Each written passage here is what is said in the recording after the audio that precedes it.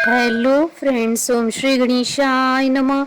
जय माता दी। आप सभी का स्वागत है आपके अपने यूट्यूब चैनल पर। आप सभी को नवरात्रि की हार्दिक शुभकामनाएं।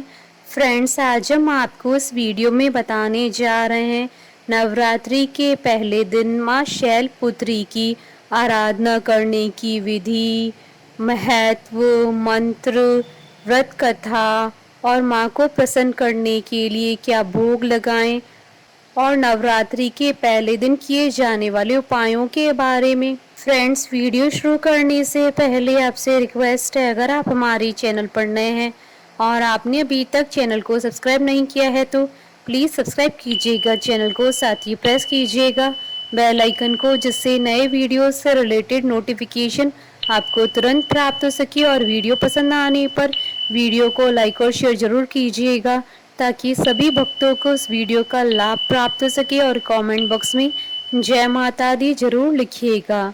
या देवी सर्वभूतेषु माँ शैलपुत्री रूपेण संस्थिता नमस्तस्यै नमस्तस्यै नमस्तस्यै नमो नमः। नवरात्रि में माँ दुर्गा के 9 स्वरूपों की पूजा अर्चना की जाती है। पहले नवरात्र में माँ शैलपुत्री की पूजा की जाती है। माँ शैलपुत्री पर्वतराज हिमालय की पुत्री हैं।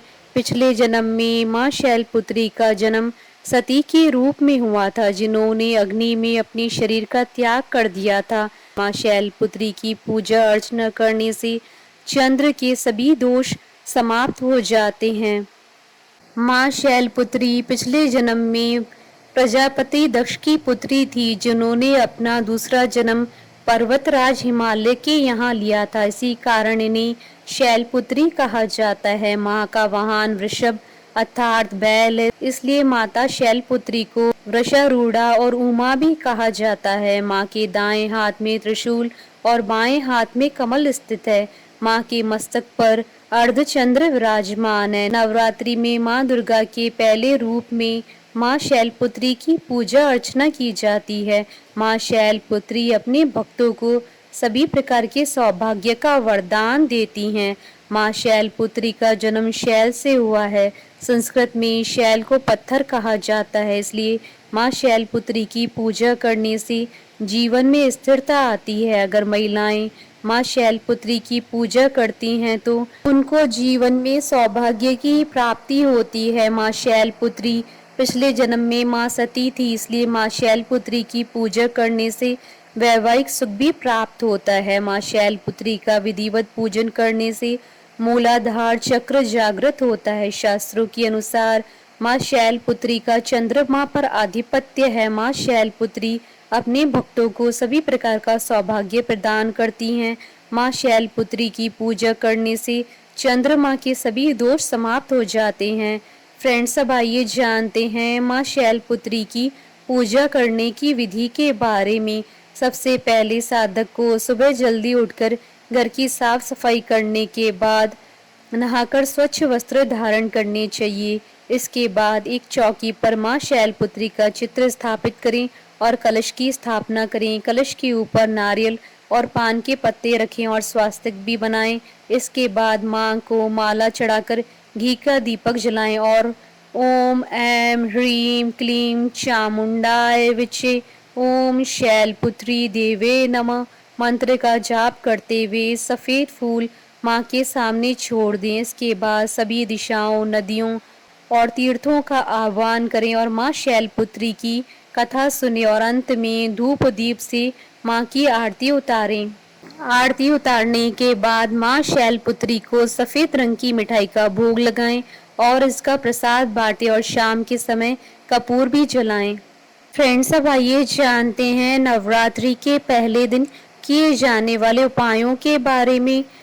मान्यता है कि माँ शैलपुत्री को घी अर्पित करना चाहिए, क्योंकि ऐसा करना बेहद मंगलकारी माना जाता है। जो भक्त नवरात्र के पहले दिन माँ शैलपुत्री के चरणों में गाय का घी अर्पित करता है, उसे आरोग्य जीवन प्राप्त होता है। जीवन की सभी समस्याओं से छुटकारा पाने के लिए एक पान के पत्ते पर माता को लौंग, सुपारी और मिश्री रखकर भी अर्पित करें।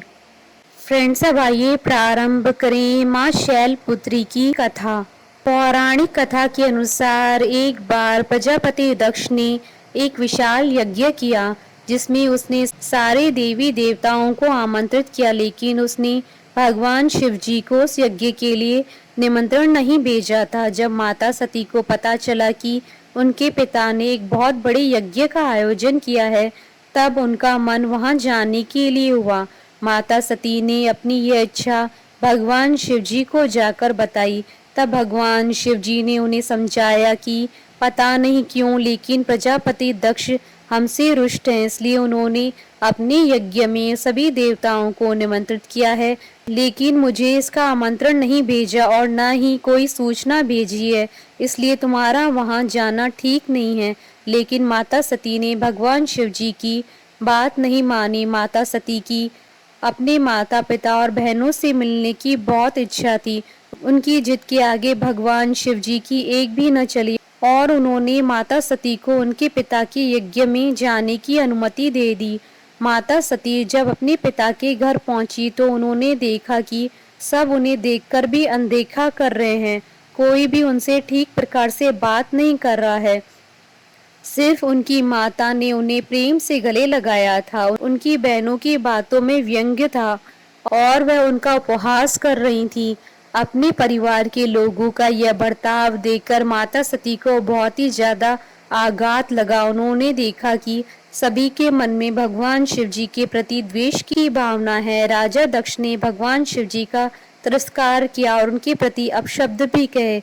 यह सुनकर माता सती को अत्यधिक क्रोध आ गया।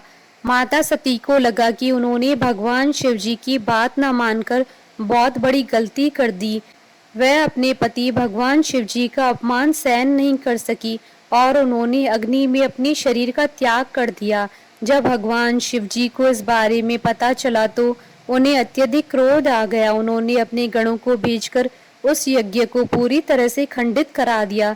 इसके बाद माता सती ने अपना दूसरा जन्म शैलराज हिमालय के यहाँ पर लिया। हिमालय के यहाँ जन्म लेने के बाद वह शैलपुत्री नाम से विख्यात हुई।